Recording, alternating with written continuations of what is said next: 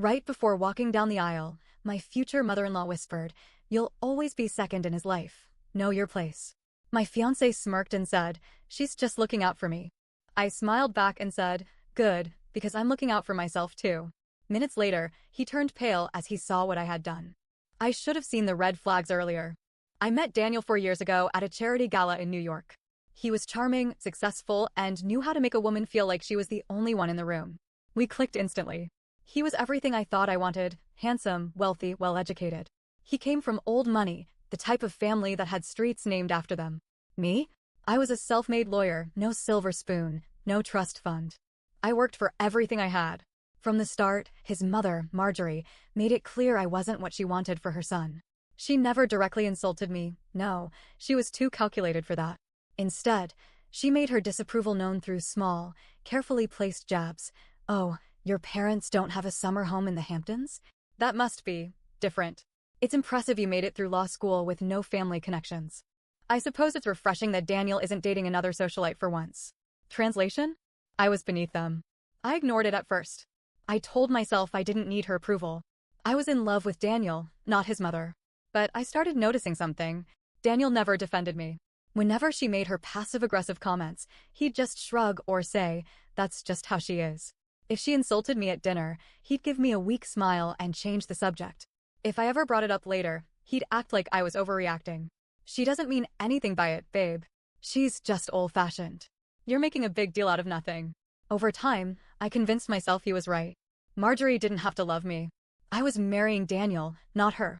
I told myself love was enough. I was wrong. The wedding was supposed to be a dream. We booked the Plaza Hotel in New York, his mother's choice, of course. She controlled everything. The flowers, the seating, the food. Even the invitations had her fingerprints all over them. I wanted a small wedding. She insisted on a 400-person guest list, full of her friends, her business partners, and her social circle. I let it go. The night before the wedding, at the rehearsal dinner, I saw her whisper something to Daniel. He laughed, then looked at me and smirked. I asked him what she said. "Nothing, babe. She just thinks it's funny how much you're stressing over small details." That was the first crack. The morning of the wedding, my bridesmaids were helping me into my dress. The air smelled like roses and expensive perfume. I should have been happy. I should have been excited. But there was a weight in my chest I couldn't shake. Then Marjorie walked in. She was dressed in a cream-colored gown, practically white, because of course she was. She gave me one long, slow look, then stepped closer, lowering her voice so only I could hear. "You'll always be second in his life. Know your place." I felt my stomach drop. I stared at her, waiting for her to laugh, to say she was joking. She didn't. She just smiled, like she had won. Then Daniel walked in. I turned to him, praying that he'd say something.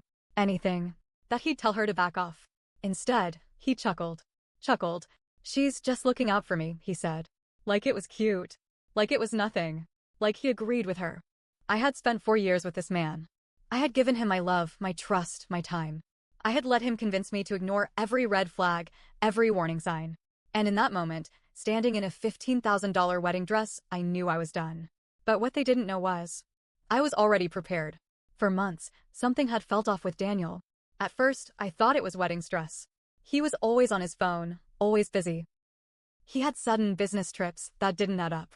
His best man, Ethan, acted strange around me, like he knew something I didn't. So, I did what any woman with a brain and a law degree would do. I hired a private investigator. What I found? Daniel wasn't just hiding something. He was hiding someone. Her name was Rebecca. His ex, the same Rebecca his mother always wished he had married. The same Rebecca Marjorie still talked about at family dinners. The one she claimed was the one who got away. Daniel and Rebecca had been meeting at the Ritz-Carlton in Boston for months. I had photos, videos, text messages. He called me boring. He called me a placeholder. He told Rebecca he couldn't wait to be with her again. And the worst part? Marjorie knew. She was in on it. She approved. I sat with this information for weeks. I could have confronted him immediately. I could have called off the wedding. But that would have been too easy. No. If they wanted a wedding, I'd give them a show. I walked down the aisle. My steps were slow, measured. My heart was pounding, but my face was calm. Guests smiled at me.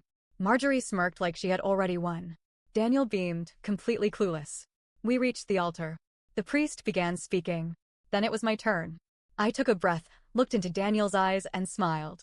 Before we begin, I just want to share something special with everyone here. I turned to the massive projector screen behind us. The lights dimmed. The screen flickered to life. And then everything. The texts. The photos. The videos. The proof. Daniel laughing with Rebecca in hotel lobbies. Texts calling me a chore. Guests gasped. Someone screamed. Marjorie went rigid. And Daniel? He turned pale. His hands trembled. He looked at me, then at the screen, then back at me. Like he could somehow fix this. Like there was any way out.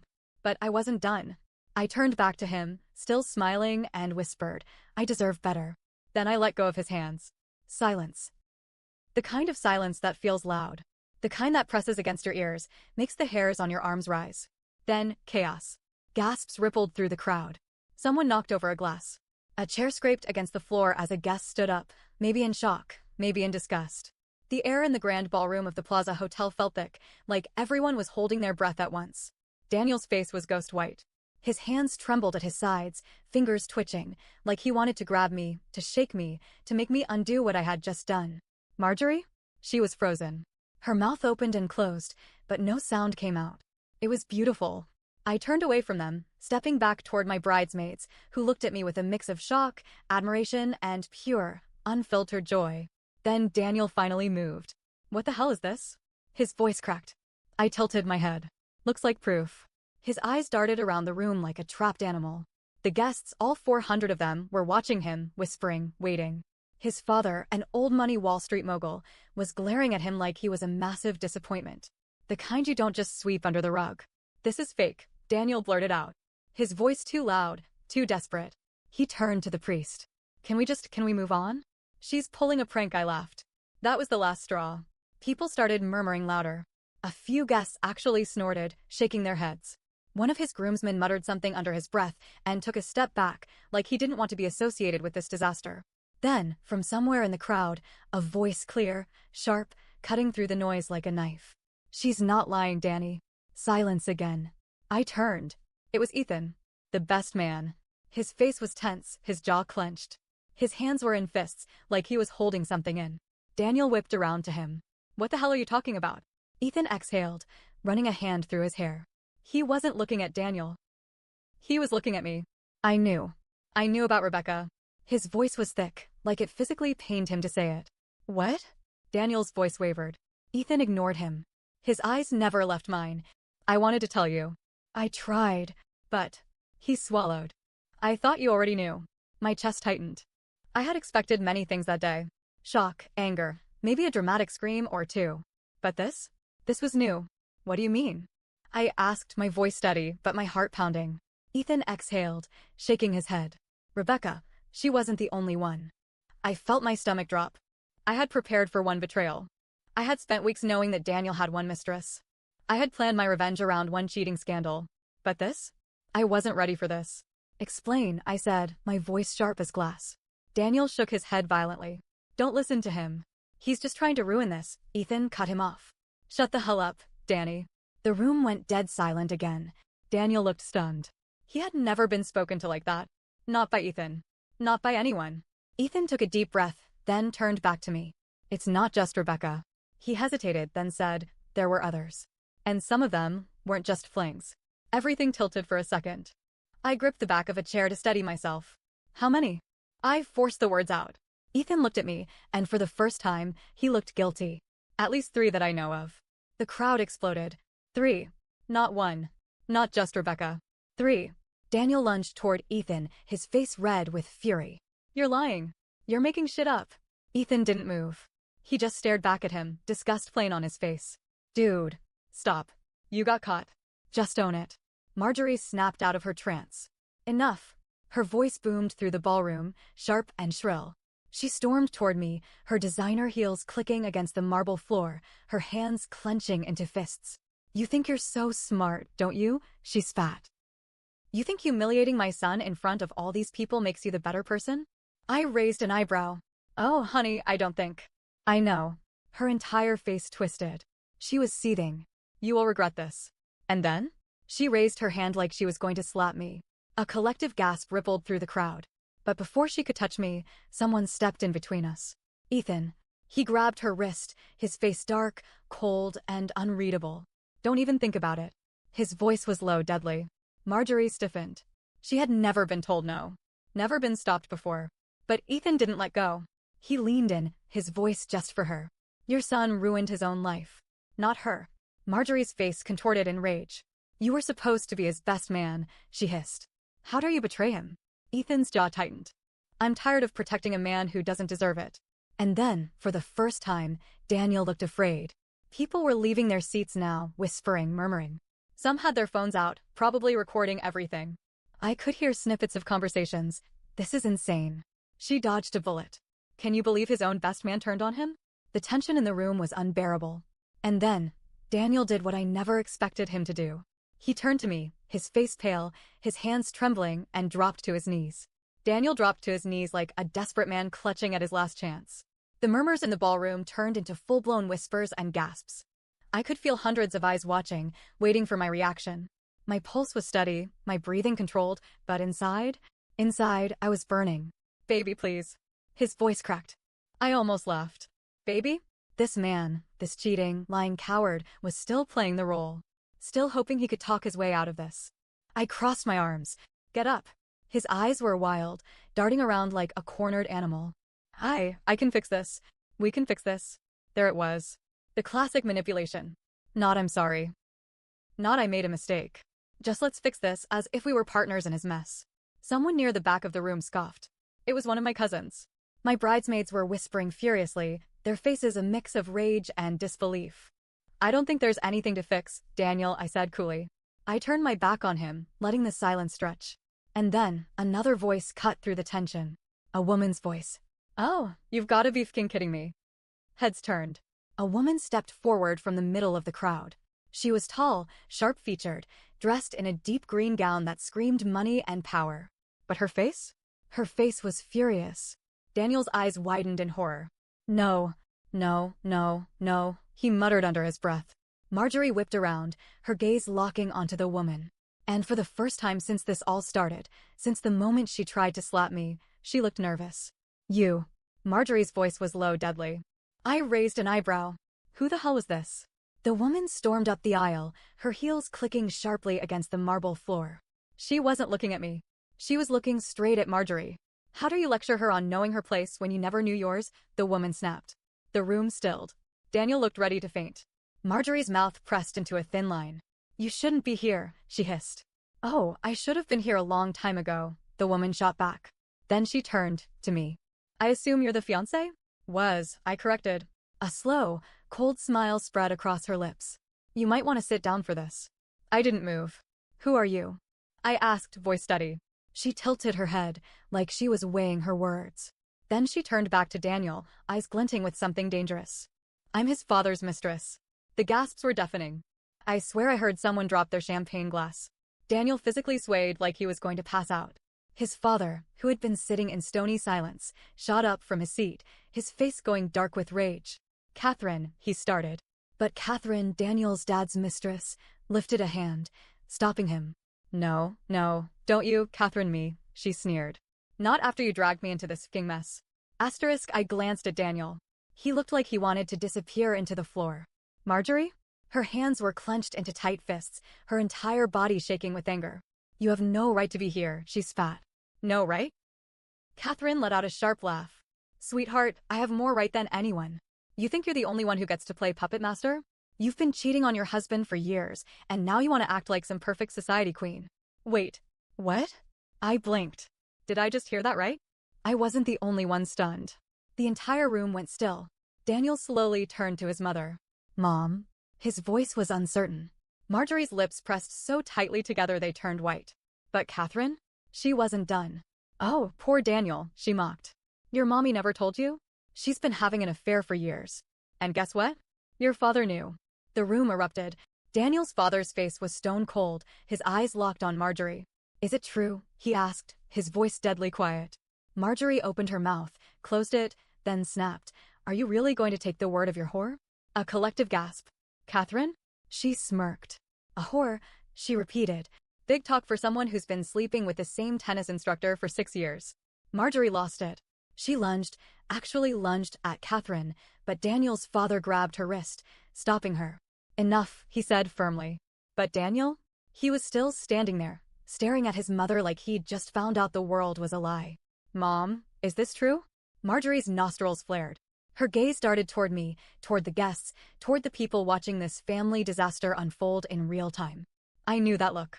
It was the look of a woman who had lost control. It doesn't matter, she snapped. This is between me and your father.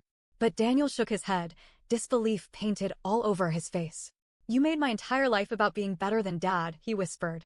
You told me he was a disappointment. That he was the reason we had to be careful about our name. He let out a bitter laugh. But all this time, you were just like him. The room felt charged, like something was about to break. I could see the shift in Daniel's face, like everything he believed was unraveling. I should have felt sorry for him. I didn't. Because in that moment, I realized this was why he was the way he was. Marjorie had raised him to be like her. Cold, calculating, entitled. But now? Now, she had been exposed just like him. And Daniel, for the first time in his life, looked truly alone. And I wasn't done yet. I took a slow step forward, locking eyes with him. You and your mother always looked down on me, I said, voice calm. Like I wasn't good enough. I let the silence stretch. But now you're the ones covered in dirt. And then, the doors burst open. A new voice rang through the ballroom. Sorry I'm late. Did I miss anything? I turned. And there she was. Rebecca. The doors slammed open, and the entire room turned toward the entrance. There she was. Rebecca. Tall. Blonde. Wearing a dangerously low-cut red dress, the kind you don't wear to a wedding unless you want to cause a scene. She held a small clutch in one manicured hand, her expression calm, too calm. And I smiled. Oh, perfect timing, I murmured, just loud enough for Daniel to hear. Daniel? He looked like he'd been punched in the stomach. What the hell are you doing here? His voice was tight, panicked. Rebecca stepped forward, completely unbothered. Relax, sweetheart. You invited me. The room collectively gasped. His hands clenched into fists. I didn't. Rebecca pulled out her phone. No? Then who sent me this? She turned the screen toward the crowd. And there, in full view of 400 guests, was a message from Daniel, time-stamped 2 nights ago. I can't stop thinking about you. I wish this wedding wasn't happening. You were always the one. A stunned silence. Then, a furious whisper from the crowd. Jesus Christ. Is he serious? His fiancée is standing right there. I turned back to Daniel, tilting my head. That's interesting. You told me you hadn't talked to her in months. His face drained of color. Rebecca smirked. Oh, honey. He's been talking to me for years. Daniel staggered back. That's not true. Rebecca folded her arms. You're really gonna deny it? Then she turned to me. I wasn't going to come. Her voice was steady, calm in the storm. I thought I owed you that much. But then, she waved her phone. He practically begged me to meet him last night. So I figured, why not come see the show? A collective gasp. Daniel whipped toward me. She's lying, Rebecca laughed. Am I? Babe, check your phone. Daniel yanked his phone from his pocket, fumbling with it. His eyes flicked over the screen, then widened in horror. I knew what he saw. I had already seen it. The texts. The dozens of texts he sent her, just hours before the wedding, begging her to meet him in secret. Then, Marjorie snapped. She turned on Daniel like a viper. You idiot, she hissed. Do you have any idea what you've done? Her voice cut through the room like a blade. Daniel looked at her, stunned. Mom, you have humiliated this family. Her voice was deadly quiet now, but her hands? They were shaking with rage. You had one job. One. Daniel blinked, suddenly looking like a little boy caught stealing cookies. You think this is about you? Marjorie continued. Do you know how hard I worked to make this wedding happen? Do you know what I had to clean up for you? And now you've made us look like absolute fools. Daniel flinched. I didn't. Stop lying, Daniel. For the first time in his life, his mother looked at him with nothing but disgust. You're pathetic, she spat. The crowd erupted again. I saw his father watching silently, unmoving, his jaw clenched. Ethan stood stiffly beside him, arms crossed, watching it all crumble. Daniel looked lost. Like he had finally realized there was no way out. Then, he turned back to me. Please. His voice broke. I messed up. But we can fix this. I stared at him for one long, slow second. Then I picked up my bouquet. And I threw it in his face. Gasps. A few laughs. The bouquet hit his chest and dropped to the floor. Daniel just stood there stunned. I smoothed down my dress, turned to the audience, and gave a small, elegant nod. Thank you all for coming, I said sweetly. The wedding is off. But please, enjoy the food. It's already paid for. Then I turned on my heel and walked away. And let me tell you, it was the best walk of my life. So, where's everyone now? Daniel? Completely disgraced. His firm quietly let him go because public scandals aren't good for business. Word spread fast in New York. No one wants to hire a lawyer who gets exposed in front of 400 high-profile guests. Marjorie? Oh, she's seething. But guess what? She's too embarrassed to show her face at social events. Turns out, being caught in her own affair made her a pariah. Rebecca? Back with her actual ex-boyfriend. She never wanted Daniel long-term. She just liked knowing she could have him anytime she wanted. Ethan? Turns out, he had feelings for me the entire time. We've been getting coffee. No pressure. Just seeing where things go. And me? I took the honeymoon trip to Paris. Alone. With Daniel's black card. I had no regrets. And as I sipped my champagne, looking over the Seine at sunset, I realized something. I had spent years thinking I needed to prove myself to that family. Turns out, they were never worth my time.